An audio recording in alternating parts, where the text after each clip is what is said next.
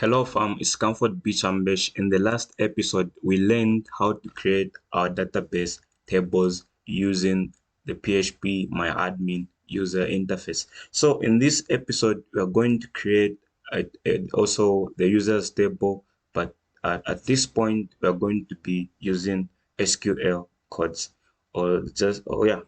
so before that, we need to ensure that we delete this one. So to delete your database table using the user interface, you just have to uh, tick tick the database, and then you you select drop, and then yes.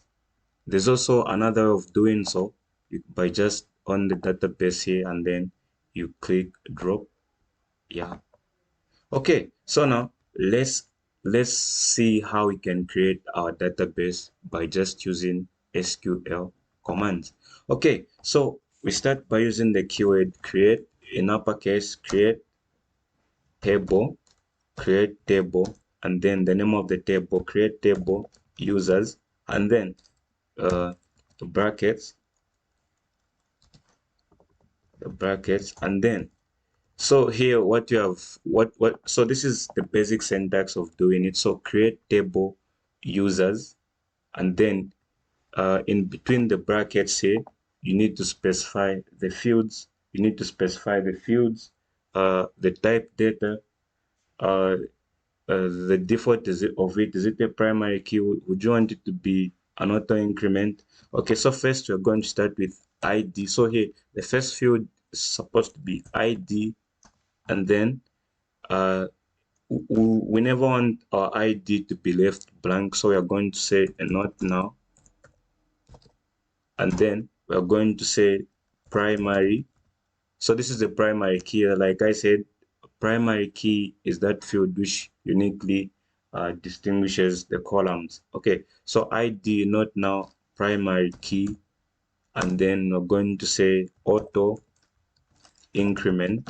So auto increment simply means it will still be that. Okay, where do we have this? And recognize data type. Oh, sorry, I did something. Okay, so let's start it over again. So I'm going to say ID, and then I'm going to say this is an integer, and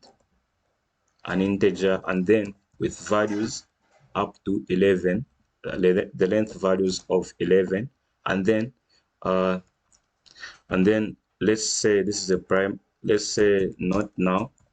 Yep, and then we're going to say primary key followed by auto increment.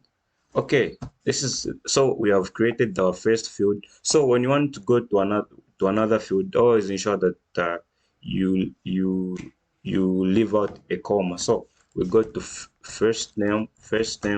This one is a varchar, variable character, which a variable character is a data type which contains like a combination of characters.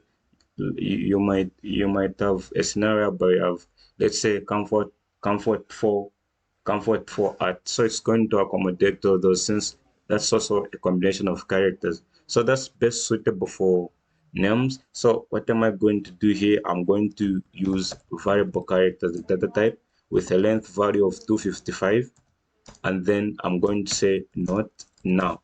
When we say not now, it simply means this field can never be left blank.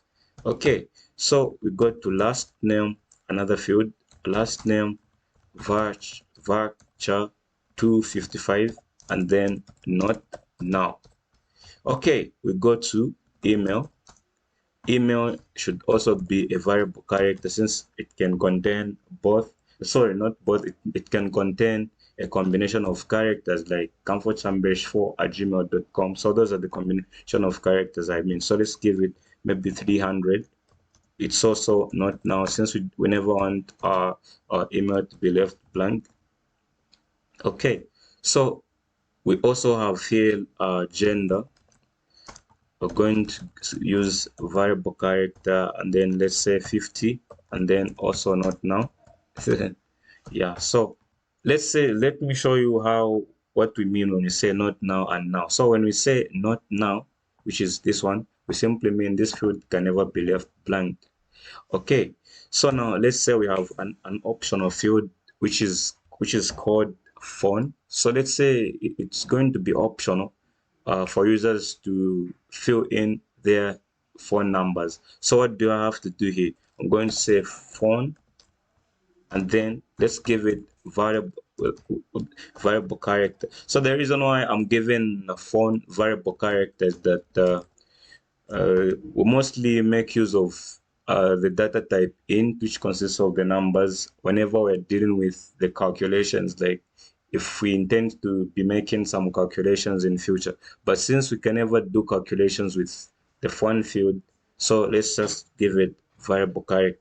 So if we want this field to be left blank sometimes, we can just simply say now. We just say now. With that being said, we have managed to do so. Okay, so now here on phone, let's just say we always want it to be unique. So here you can just type in at last unique, tada, and that's all.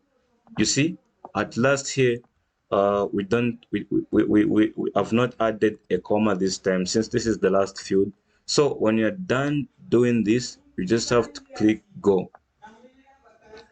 Okay, so now we have managed to create our database table. So if I do click on structure here, we can see that we have the users table. So I do recommend you learn both ways of creating database tables or both ways of interacting with a database.